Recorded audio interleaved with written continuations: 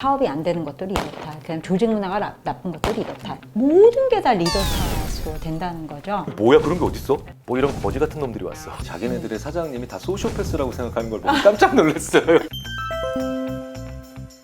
교수님 지금까지는 이제 팔로워의 입장에서 리더들이 이런 모습들이 참 아쉽고 좀 싫다. 뭐 이거 어떻게 내가 좀 해석하고 봐야 되냐. 약간 다른 사람 입장이었는데 실제로 이제 리더들 이끄는 사람 입장에서도 사실은 뭐 도전이 굉장히 만만치 않다 그래요. 예, 그래서 뭐 첫 번째 질문은 이런 거예요. 요즘은 구성원들하고의 관계가 안 좋은 것도 리더 탓, 그다음 사업이 안 되는 것도 리더 탓, 그다음 조직 문화가 나쁜 것도 리더 탓, 이 성과가 안 나는 것도 리더 탓, 그렇죠? 그다음 뭐 혁신이 안 되는 것도 리더 탓, 창의적인 조직이 안 되는 것도 리더 탓, 모든 게 다 리더 탓으로 된다는 거죠. 그리고 대체적으로 사회적인 추세가 지금은 이제 요즘 이제 세대 특성이 굉장히 다르기 때문에 얘네들은 이렇게 해줘야 되고 얘네들은 이렇게 해줘야 되고 사실 리더 스스로가 굉장한 스트레스가 있는 것 같거든요. 그런 리더들에게 이런 스트레스를 좀 해소하고 좀 이렇게 해주실 수 있는 말씀은 뭐가 있을까요? 스트레스 자체에 대해서 조금 많은 지식들을 가지고 계세요. 스트레스는 이렇게 풀어라, 이렇게 해라. 근데 이제 굳이 그런 스트레스에 관련된 대처에 대해서 조금 우리가 많이들 오해하고 계신 거 하나를 바로 잡자면 첫 번째. 그러니까 뭐냐면 지옥에 있는 사람보다 더 고통스러운 사람이 지옥에 있는 사람을 보는 사람이 더 고통스럽거든요. 쥐도 케이지 안에서 전기 충격받는 쥐보다 그 옆에 있는 그 고통받고 있는 쥐를 보는 사람들이 더 괴로워요. 그래요? 리더들이 지금 고통스럽다라는 건 지금 자기 옆에 있는 힘들어하는 리더를 많이 보고 있다라는 뜻이기도 해요. 근데 여기서 중요한 오해를 하나 또 하시는 게 있어요. 그러니까 스트레스는 견디는 게 아니에요. 스트레스는 무조건 바꿔야 돼요. 뭐를 변화를 만들어내야 되거든요. 조금이라도. 그런데 여기서 중요한 착각이 하나 더 있는 게 뭐냐면 그게 크게 변하면 큰일 나요.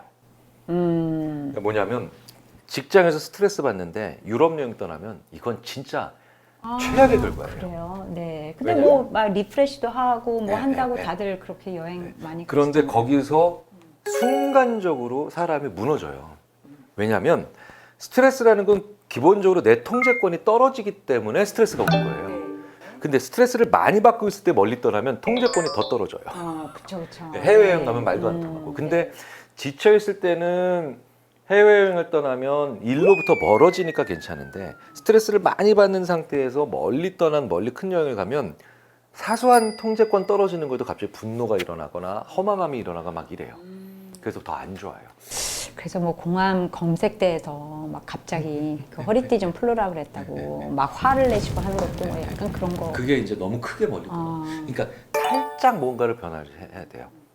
내 팔로우든 아니면 나보다 더 리더에게든 약간의 변화를 요청하거나 만드는 걸 계속 하셔야 돼요. 근데 인간은 살짝 바꿀 때 오히려 큰 변화 많이 일어나거든요.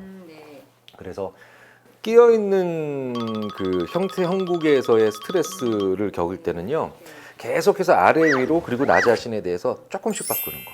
그러니까 옆동으로 이사 가는 거, 이사도 뭐 도시를 바꾸는 것보단. 그리고 업무도 살짝 보고라이도 살짝 바꾸는 거, 일의 보고 방식도 살짝 바꾸는 거. 이게 큰 거 하나 바꿔서 스트레스 해결하려는 게 가장 위험하고요. 그 이제 리더들이 자기도 리더인데 진짜 상사 리더가 본인한테 히스테리를 부릴 때 진짜 너무 스트레스가 쌓이기도 하고 뭐 그러면서 이걸 어떻게 대처를 해야 되는지 그분도 리더고 나도 리더인데 보는 사람들도 있고 그 히스테리 도대체 어떻게 대처해야 할까요? 이러시는 분들도 좀 있거든요. 외로운 두 사람이 만나서 정말 답도 안 나오는 그죠? 그렇죠. 예. 저는 우리나라 많은 대기업에서 부사장님들이 자기네들의 사장님이 다 소시오패스라고 생각하는 걸 보고 깜짝 놀랐어요. 네. 그러니까 그게 거기가 가장 폭발하는 관계더라고요. 네. 실제로 사람이 정상적인 사람인 경우에는 내가 힘이 셀 때 약한 사람을 때리면 항상 걱정을 하죠. 내가 너무 세게 때리면 얘가 죽을 수도 있을 텐데, 크게 아플 텐데. 근데 상대방이 세요. 그러면은 실제로 파이터들한테 물어보면 강한 상대를 만나면 좋은 점이 뭐냐? 얼마나 약하게 때릴까 세게 때릴까 고민 안 하고 그냥 막 때려도 되니까. 이게 강한 자를 만났을 때 선수들끼리 느끼는 한편으로 좋은 점이래요. 그러니까 아주 이제 진짜로 권투 글러브를 끼지 않고 진짜로 맨주먹으로 싸우는 격투기에서는 항상 선수들이 그 고민을 한답니다. 이거 내가 잘못해서 죽일 수도 있는데. 네, 그게 바로 사장님과 예를 들어서 과장님의 관계겠죠. 근데 사장님과 부사장님은 둘 다 고수예요. 그러니까 사장님 입장에서는 상대방이 다칠 거라는 생각을 안 하는 거예요. 상대방이 다칠 거라는 생각을 안 하니까 그렇게 때릴 수 있는 거죠. 그럼 그냥 관계를 그냥 일반적인 관계로 돌아보면 그만큼 양쪽은 다 서로 강한 척만 했다는 얘기가 될 수도 있어요. 네, 강한 척을 많이 했을 때. 인형 때리기거든 아니면 투자 게임이든 어떤 식이든 뭐 상대방에게 피해나 어떤 상처를 입힐 수 있는 게임을 시켜보면요. 상대방의 강점을 부각시키고 상대방의 강인함을 부각시킬수록 더 세게 때리는 건 당연한 결과거든요. 그러면 내가 리더인데 나의 바로 위에 있는 리더가 나를 너무너무 나한테 오히려 그렇게 한다라고 하면 쉽게 말씀드려서 내가 뭐든지 다 할 수 있다. 혹은 걱정하지 마시라 라고 하는 나의 능력에 대한 어필을 많이 했기 때문에 그럴 수가 있는데 재밌는 건 사람이요. 제가 능력 있구나라고 하는 요걸 평가하는 그 에리어랑 제가 나랑 친구구나라고 하는 에리어가 완전히 다르잖아요. 그렇죠. 네. 그래서 능력 있는데 되게 강자인데 나랑 아주 가깝지는 않은 사람은 제일 많이 때리거든요. 제일 세게 열심히 잘 쉽게 때리거든요. 왜냐면 강자이니까 다칠 염도도 없고 나랑 아주 가깝지 않으니까 적당히 가까우니까 내가 나중에 얘한테 원망 들을 일도 없고 그래서 적당히 가까운 강자를 사람들이 제일 허심탄회하고 그 다음에 홀가분하게 때려요. 그러니까 그거는 좀 더 가까워지려고 하시는 노력이 필요하지 않을까 싶어요. 네네. 알겠습니다. 그 리더들이 이제 스트레스도 많고 뭐 상사 히스테리도 받아야 되고 근데 이제 또 한편으로 리더들이 가장 좀 도전이 되는 게 이 조직 운영이라든가 조직 관리를 이렇게 하는 측면에서 보면 그냥 한 가지 방법을 다 똑같이 집합적으로 하면 됐잖아요. 근데 요즘은 뭐 상황도 상황이고 환경도 환경이고 너무 다양해지고 너무 복잡해지고 그리고 특히나 이제 구성원들이 무슨 요즘 우리 세대 간의 특성 얘기를 하긴 하지만 사실은 뜯어보면 너무 각양각색이고 다양한 아이들이라는 거죠. 그래서 이런 구성원들을 도대체 어떻게 내가 다 그런 니즈를 맞춰주고 그 한 사람 한 사람 뭐 진짜 개별적으로 하라는데 진짜 어떻게 해야 되냐. 그래서 어떤 분은 이제 수백 명 수하에 있는데 좀 손을 놨다고나 할까? 그래서 어떻게 해야 될지 모르겠다. 막 이러시는 분들도 있거든요. 그런 분들한테는 어떤 말씀을 좀 해주실 수 있을까요? 우리 인류 역사상에서 한 번도 예외 없이 계속해서 진행한 당연한 진화의 연속이라는 걸 먼저 이해하실 필요는 있을 것 같아요. 마이클 토마셀러라고 하는 그 진화인지 언어를 다 연구하는 학자가 인지심리학의 10대 명언 중에 하나라고 봐도 되는데요. 이렇게 얘기하죠. 모든 세대는 이전 세대보다 더 컴플렉스해요. 여기서 컴플렉스는 복잡하다는 뜻이고요. 다음 세대보다 심플해요. 단순해요. 이게 인류의 진화의 인류의 변화의 한 핵심이에요. 가장 중요한 축이에요. 그러니까 내가 예측한 것보다 얘네들이 더 다양하고 종잡을 수 없는 건 지금 우리가 정상적으로 가고 있는 사회라는 거죠. 그러니까 일단은 먼저 인정하셔야 돼요. 이게 특이한 게 아니라 지난 수만 년 동안의 인간이 이렇게 진화돼 왔어요. 그래서 모든 세대는 전 세대보다 더 복잡하고 다음 세대보다 단순해요. 그러니까 뭐예요? 내가 기본적으로 얘네들을 다 커버할 수 없는 건 분명한 거예요. 인정을 해야 돼요. 그러면은 다 커버할 수 없으면 연예인이 모든 사람 전화 오는 전화를 다 못 받으면 에이전시가 필요하죠.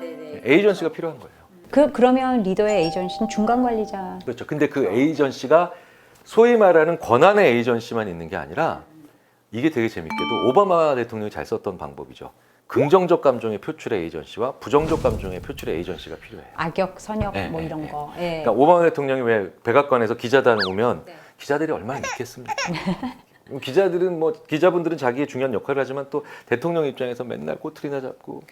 근데 이제 그 오바마 대통령이 잘 썼던 건데 분노의 통역사를 딱 등장시켜요. 분노의 통역사가 나오면 오바마 대통령입니다. 만장하신 기자 여러분, 딱 이러면 그 코미디언이 뭐 이런 거지 같은 놈들이 왔어.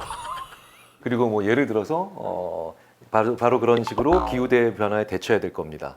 그럼 이 코미디언이 니네 집 앞마당에다 잘 치워. 오바마의 생각을 그대로 얘기하는 거예요. 근데 그것도 사실은 상당 부분 심리학자의 조언을 코치를 받은 결과인데 그 내분노의 통역사를 가장 익살스럽고 해악스러운 사람한테 시켜야 돼요. 그래야 그 사람이 다양한 개체, 최대한 더 다양한 자체를 커버하면서 내분노를 전달해요. 네. 그래서 그 사람들의 니즈를 받을 땐 그 사람들이 즐겁게 얘기하는 것보단 그 사람이 뭔가 불편하고 어려운 거를 내가 받아야 되잖아요. 그건 최대한 반대로 익살스럽지 않은 사람을 통해 받아야 돼요. 진지한 사람들은. 그런데 이게 우리가 그걸 안 한다는 거예요. 잘 중간가층에 있는 사람들을 왜 5명의 중간 리더들이 있으면 그거를 갖다가 일의 도메인별로만 나누지, 감정의 종류나 아니면 정서의 축으로 나누는 건 안 한다는 거예요. 근데 재밌는 건 역사상 아주 뛰어난 리더들은 그 감정의 축으로 자기 에이전시들을 두는 경우가 많죠. 그렇게 한번 활용해 보시는 것도 어떨까 싶습니다. 네. 진짜 그 생각해보지 못했던 그런 그 아이디어들인 것 같습니다. 마지막으로 질문 하나 드릴 텐데요.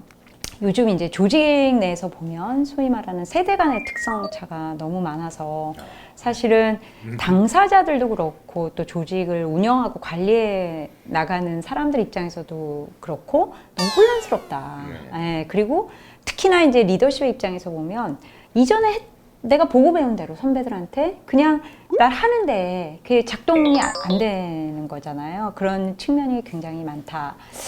근데 저는 좀 생각이 좀 다른 게 이제 세대 간의 그런 좀 집합적이고 일반적인 특성은 있지만 결국은 다 개별적인 사람 차이다라는 생각이 진짜 많이 들거든요.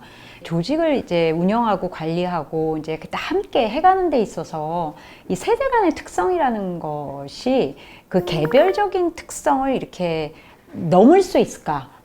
덮을 수 있을까? 이런 게 되게 궁금하거든요. 네. 항상 저희 인지심리학자들이 생각하는 또 금원, 아주 중요한 철칙 중에 하나가 세대 차이만큼 중요한 게 세게 느껴지는 문화 차이잖아요. 그렇죠. 네. 근데 저희가 문화 차이는 크로스 컬처럴 디퍼런스죠. 그렇죠. 비트윈 컬처 디퍼런스거든. 네네. 진짜 연구해 보면 다 늘 그래요. 컬처럴 디퍼런스보다 위디인 컬처럴 베리에이션이 더 커요. 문화 간 차이보다 각 문화 내에서의 별량, 편차가 더 커요. 그러니까 남녀의 차이보다 남자 간의 차이와 여자 내부에서의 차이가 더 큰 거예요. 그거는 우리 인류 역사상 거의 예외 없이 관심 가지고 있는 훨씬 강하게 느끼는 차이보다 걔네들 각자 내부에서의 베리에이션이 더 크거든요. 그러니까 그거를 갖다가 between cultural difference보다 within cultural variation이 더 크다라고 보통 얘기하는데 컬처만 다 빼면 제네레이션 집어넣어도 큰 상관없습니다. 큰 제네레이션 집어도. 그러니까 세대 차이보다 더 중요한 게 세대 내에서의 차이예요. 세대 내에서의 차이. 결국은 각 개별적인 그 개인의 차이. 그런데 각 세대가 나와 다른 세대가 나의 세대를 그 베리에이션을 무시할 때 그게 꼰대인 거예요. 다 떠나서 그 베리에이션을 무시하면 꼰대인 거예요. 꼰대의 제1원칙이에요. 그러니까 문화 차이도 똑같아요. 그러니까 우리 한국 사람이 이렇게 다른데 자 미국인이 한 명 있어요. 미국인이 한 명 있는데 이렇게 얘기해요. 한국 사람들은 다 태권도 진짜 잘해요. 칭찬이죠. 근데 되게 무식한 거죠. 네. 그렇죠? 한국 사람들은 전부 다 매운 것만 먹어요. 이것도 되게 무식한 거죠. 근데 한국 사람들 진짜 달라요. 자기네들끼리도. 이게 제일 똑똑한 거죠. 그러니까 요즘 애들은 우리 세대랑 다른 게 아니라 야 니들은 서로 너무 다르고 개성 있다 서로. 여기다 굳이 하나 더 활용 점정을 하자면 그런데 평균적으로는 니들이 우리보다 나아. 이것까지도 전제로 가면 최고의 선배죠. 가장 중요하게 가지고 있는 가정이 우리보다 니들이 더 뛰어나다. 우리 세대보다 너희 세대가 더 나라를 발전시킬 거다라는 신념을 강하게 가지고 있는 사람이다라는 이미지를 심어놓고 사람들한테 이 사람이 이런 행동을 보인다라고 하면 그게 조금도 꼰대가 아니에요. 조금도 꼰대가 아니에요. 네네네. 분명히 우리 세대가 전 세대보다 더 뛰어났으니까 다음 세대도 우리보다 뛰어나겠죠. 진화하고 발전하고. 그러니까 평상시에 너희들이 우리보다 더 뛰어나고 우리 이 세상을 더 많이 발달시키며 우리 조직을 더 계승 발전할 거라는 걸 먼저 그냥 한 방에 딱 인정하시고 계속해서 말을 하신 과정에서 그리고 아낌없이 그 꼰대 짓을 하세요. 그러면 얼마든지 억셉터블하고 공존 가능하며 그러니까 귀여운 선배예요. 배운 선배예요. 저는 오히려 그렇게 말씀을 드려요. 아, 진짜 그거 굉장히 좋은 포인트인 것 같아요. 그러니까 같은 그 제너레이션 안에서의 그런 베리에이션, 예. 그런 것들을 인정하고 그런 것들을 객관적으로 이렇게 봐주면 그러면은 이제 꼰대의 관점이 그렇죠. 아니라는 일단 상당히 거죠. 벗어나시는 것 같아요. 네. 요즘은 하도 이런 세대 간의 특성, 갈등, 뭐 혼란 이런 걸 많이 얘기를 하니까 결국은 지금 말씀하신 대로 존중해줬을 때, 그러니까 네.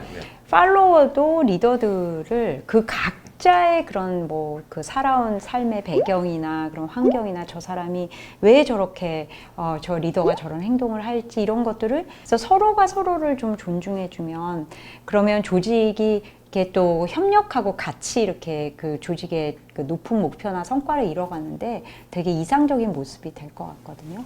네, 그렇게 정답이네요. 네 그렇게 하는데 정답이네요. 뭐가 가장 큰 장애물일까요? 그러니까 서로가 서로를 있는 그대로 신입사원이면 신입사원, 뭐 상무님이면 상무님 그냥 있는 그대로 개별적으로 인정해주고 그다음에 존중해주고 또 이제 배려해주는 그러니까 그런 마음을 가지면은 될 것 같거든요. 그게 저 사람이 나와 다름을 인정하지 못하게 만드는 가장 근원적 힘은 이데아를 너무 강하게 상정하기 때문에 라고 보통 얘기를 합니다. 이상향이나 아주 이상적인 모습을 너무 강하게 가지고 있으면 용납이 안 됩니다. 다른 게. 그러니까 무한폭력, 심지어는 무한폭력, 무한배제, 무한 따돌림을 인간이 할 수 있는 그런 잔인하거나 아니면 못된 짓을 혹은 공격적인 것을 할 수 있는 이게 바로 뭐냐면 종교적으로 너무 이상향을 그리고 있어서. 근데 세상에 이데아가 어떻게 가능해요? 네. 이상향은 없거든요. 네. 이상적인 모습도 없고요. 네. 그러니까 저는 어렸을 때부터 심리학자를 해야 될 운명이었는지 모르겠지만 진짜 어렸을 때부터 이상형이 뭐야? 이러면 진짜 그게 뭐야? 그런 게 어딨어? 근데 우리가 그게 바로 뭐냐면 그것과 맞아떨어지지 않으면 다 이상한 거고 문제가 있는 거고 심지어는 그래서 타도의 대상이 되기도 하죠.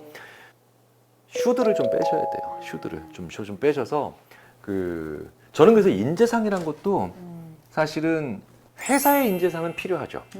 네. 하지만 그건 기업이라고 하는 큰 조직에 필요한 하나의 기준이지 개인한테 인재상은 별로인 것 같아요. 그렇죠. 예, 네. 자기의 이상형과 아주 상관이 없는 사람과 잘 살고 있고요. 자기의 이상형을 만나서 오히려 더 안 좋게 사는 경우가 많거든요. 그래서 아이디어란 거, 이데아적인 것들을 좀 너무 강하게 가지고 계신 분들이 바로 이런 분들을 용납을 못 하시는 경우가 많거든요. 그래서 사람은 이래야 돼라는 말을 오늘부터 이 한마디만 좀 안 하셨으면 좋겠어요. 네. 그러니까 리더가 팔로워를 보는 관점, 네. 또 팔로워가 리더를 보는 관점도 리더는 이래야 돼. 아니면 따르는 사람 네, 너희들은 네. 이래야 돼라는 그런 좀 이상적인 모습을 버리고 우리는 다 그렇구나. 네, 걔는 그 사람은 그렇구나. 네. 좀 이런 식으로 좀 편하게 사람을 묘사하는 그런 좀 습관을 좀 우리가 키워볼 필요가 있어요. 네. 있을 것 같아요. 오늘 진짜 저는 막 뭐 득템이라고 그러죠 쇼핑할 때 이게 진짜 완전히 득 아이템이 아닌가 싶네요. 제가 하고 있습니다. 네. 그래서 좀 드세요. 네. 네네. 오늘 교수님하고 이런 조직 또 리더십 또 팔로워십 이제 심리학적인 관점에서 오늘 들어볼 수 있는 너무나 좋은 기회였고요. 오늘 주신 좋은 팁들은 제가 기억하고 또 앞으로 활용하도록 노력을 해보겠습니다. 영광입니다. 네. 교수님 오늘 긴 시간 너무 감사하고 또 이렇게 먼 길까지 와주셔서 너무너무 감사합니다. 이 되게 좋은 내용이 되게 많아서 저도 이제 자주 이제 방문을 하는데 하여튼 더 많은 분들이 이제 이 방문을 하시고 좀 더 크게 이렇게 확장도 되고 발전을 했으면 좋겠습니다. 저도 옆에서 응원하겠습니다. 네, 교수님 오늘 너무 감사합니다. 네, 감사합니다. 감사합니다. 네.